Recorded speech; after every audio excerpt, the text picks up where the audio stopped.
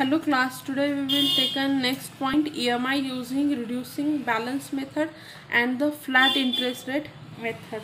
Okay, so in this method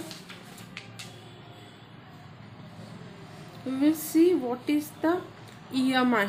EMI का long form क्या आता है आपका equated monthly instalment. Okay, EMI is nothing but equated monthly instalment. हम बहुत सारी जगह पे आप मीन्स क्या करते हैं EMI पे करते हैं. ये जो है शॉर्ट फॉर्म जो है वो फिलिंग द ब्लैंक्स में पूछा जाता है what is mean by the EMI. Okay, और EMI का इंटरेस्ट रेट जो रहता है वो कैसे रहता है कि मोस्टली पर मंथ लिया जाता है. Okay, what is the formula for EMI? Formula for EMI is, formula याद रखना है. आप भी कभी अगर EMI पे कर रहे हैं तो आपको एटलीस्ट फॉर्मूला पता होना चाहिए. P into 1 plus NI divided by N. Okay,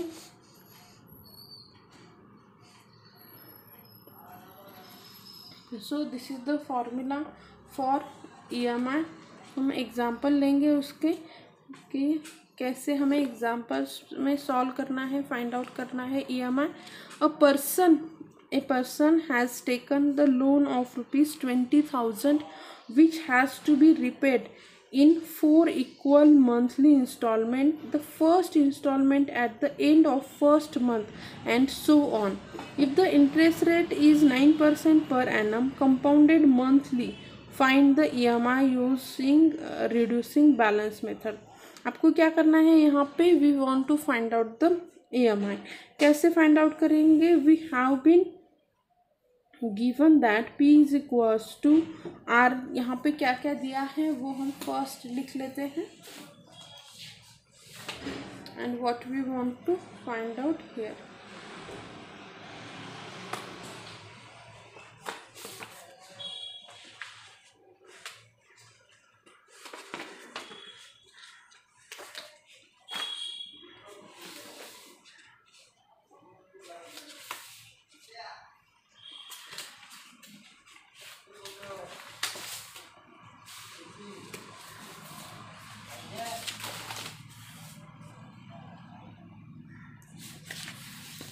यहाँ पे क्या है? ए पर्सन हैज़ टेकन, उस पर्सन ने कितना लोन लिया है?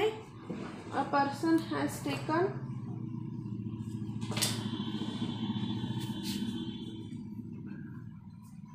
20,000 का उसने लोन लिया है. कितने महीने के लिए?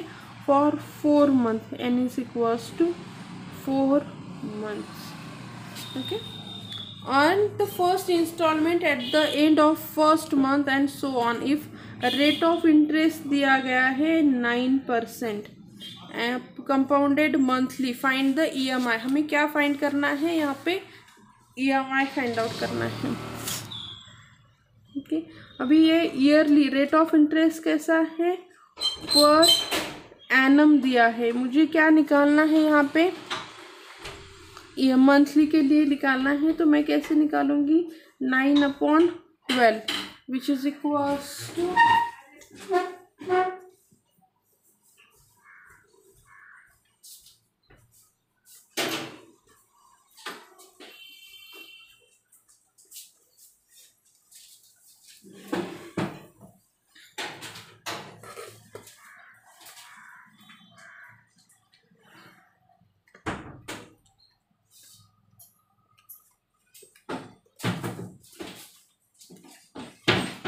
0.75 आ गया.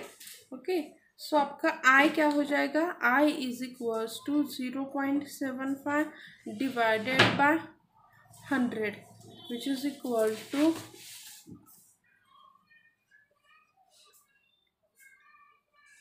75.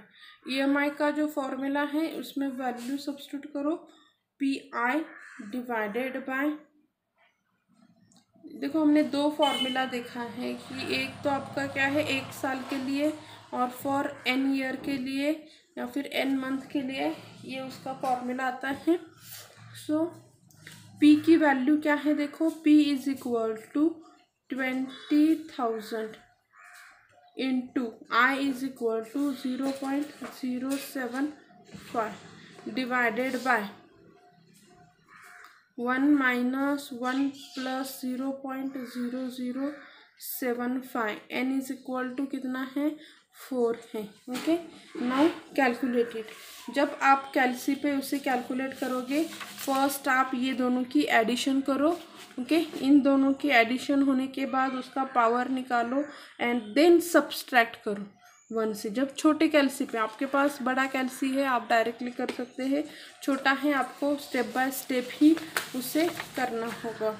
मैं भी आपके लिए वो सभी स्टेप बाय स्टेप ही करती हूँ। तो स्टेप बाय स्टेप में फर्स्ट हम 20,000 इंटू 0.0075 निकालते हैं, उसका आंसर आ जाता है 150। तो ये आ गया आपका 150 डिवाइडेड बाय, ब्रैकेट में क्या है आपका 1 माइनस, तो यहाँ पे जो रेस टू माइनस है ना, कि आपकी कैलसी पे वो माइनस का साइन नहीं दिया रहता, तो हम क्या करेंगे 1/1 प्लस का क्या आ जाएगा 1.0075 रेस टू 4 आ जाएगा। ओके, तो पहले हम क्या करेंगे, वो पावर फाइंड आउट करेंगे 1.0075। आपके पास पावर का ये नहीं रहता है रेस टू 4, तो आप क्या करोगे 2 टाइम्स उसका स्क्वायर ले लो। तो रेस टू 4 क्या आ जाएगा यहाँ पे 150 डिवाइडेड बाय 1 माइनस 1/1.030339191, ये आपका आंसर आ जाता है। आप क्या करोगे फिर उसे 1 से डिवाइड करो, ये जो है इसे आप क्या करोगे 1 से डिवाइड करोगे। 1 डिवाइडेड बाय आंसर किया तो क्या आ जाएगा 150 डिवाइडेड बाय 1 माइनस 0.9705541719। फिर से क्या करो 1 माइनस जो आपका आंसर है वो माइनस करो, आपको क्या मिल जाएगा 0.0944582807। फिर से आप क्या करोगे 150 डिवाइडेड बाय जो भी आपका आंसर है वो करोगे, आपको आंसर मिल जाएगा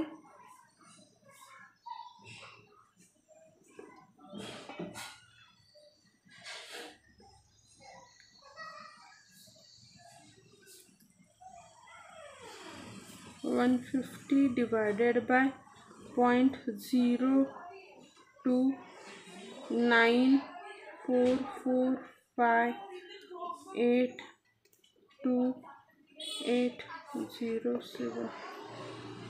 आंसर आ जाता है 5094.100245।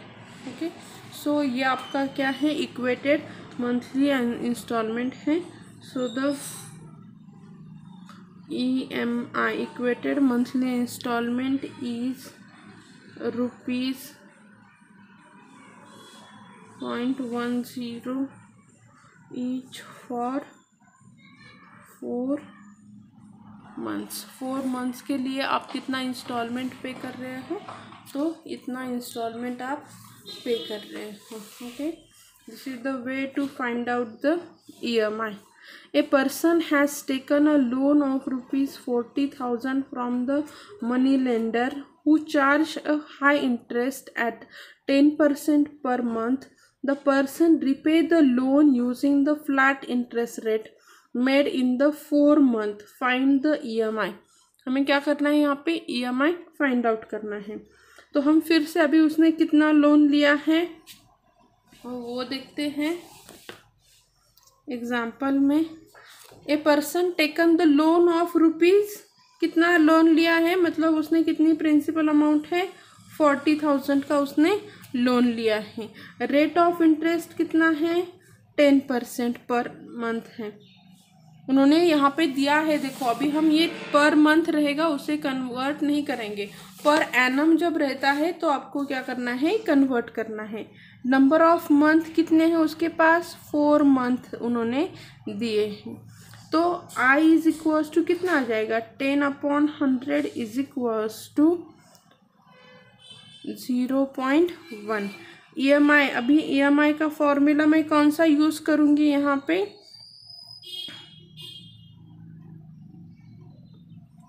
P into 1 plus NI divided by N। आपका देखो फॉर्मूला जो है, फॉर्मूला आप कब कौन सा यूज़ करेंगे ये किस पे ऊपर डिपेंड है कि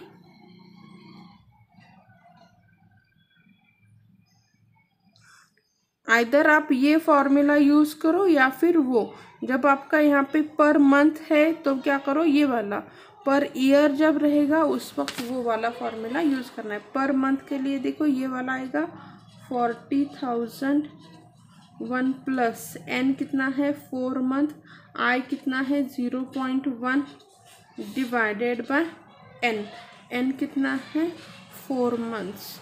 तो यहाँ पे उसकी वैल्यू क्या आ जाएगी 40,000। यहाँ पे आप क्या करोगे 1 बाय 1 कैलकुलेट करोगे,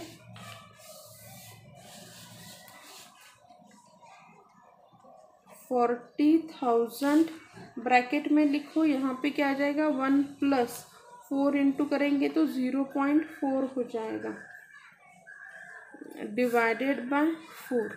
तो 40,000 इंटू 1.4 डिवाइडेड बाय 4, आंसर क्या आ जाएगा देखो कि 40,000 इंटू 1.4, आंसर क्या आ गया 56 एंड डिवाइडेड बाय हम 4 करेंगे तो आंसर आता है 14,000। तो उसको EMI कितना देना होगा, the EMI using flat interest rate is 14,000। देखो यहाँ पे हमने दो इंटरेस्ट के टाइप, मैंने लास्ट टाइम भी बोला था आपको कि एक तो आपका आता है फ्लैट इंटरेस्ट रेट, ये वाला, जब ये आपका फ्लैट इंटरेस्ट रेट पे जब हम लेते हैं तो ये फॉर्मूला आता है, और दूसरा जो रहता है ये आपका रिड्यूसिंग बैलेंस मेथड का फॉर्मूला है। ये जो दूसरा है ये कौन सा है, रिड्यूसिंग बैलेंस मेथड का, उसका फॉर्मूला ये है। ओके, तो जैसे आपको एग्जाम्पल में पूछा रहेगा उस हिसाब से हम क्या करेंगे, एग्जाम्पल को सॉल्व करेंगे। यहाँ पे देखो उन्होंने हमें रिड्यूसिंग बैलेंस मेथड से पूछा है तो हम ये वाला फॉर्मूला यूज़ करेंगे। इस एग्जाम्पल में उन्होंने flat interest rate method use किया पूछा है तो हम इसमें ये वाला फॉर्मूला अप्लाई करेंगे। तो यहाँ पे देखो फिर से सेम टाइप का क्वेश्चंस है, सेम ही एग्जाम्पल, यहाँ पे हमने उसे फ्लैट इंटरेस्ट रेट पे किया, अभी यहाँ पे हम रिड्यूसिंग बैलेंस मेथड से सॉल्व कर रहे हैं। देखो दोनों में डिफरेंस देखो कितना आता है। जब मैं इस एग्जाम्पल को फ्लैट इंटरेस्ट रेट मेथड से करती हूँ तो मेरा जो है वो पेमेंट इतना बढ़ जाता है, EMI का पर मंथ का जो लोन है वो इतना रहता है। वही मैं रिड्यूसिंग बैलेंस मेथड यूज़ करती हूँ तो रिड्यूसिंग बैलेंस मेथड में आपको कितना पे करना पड़ रहा है 12,680। तो देखो दोनों में भी कैसे डिफरेंस है। देखो आपने अगर नोटिस किया होगा रेट ऑफ इंटरेस्ट भी 10%, यहाँ पे भी 10% है, यहाँ पे भी आप 4 मंथ के लिए पे कर रहे हो, यहाँ पे भी 4 मंथ, खाली मेथड जो है मेथड अलग है, और मेथड अलग है तो देखो आपके जो EMI के जो ये है इंस्टॉलमेंट है उसमें कितना ज़्यादा चेंजेस आ जाता है। ओके, एग्जाम्पल अभी इजी है, आप खुद भी सॉल्व कर सकते हो, at least try to solve the examples. Okay, यहाँ पे भी देखो कुछ एग्जाम्पल्स दिए गए हैं।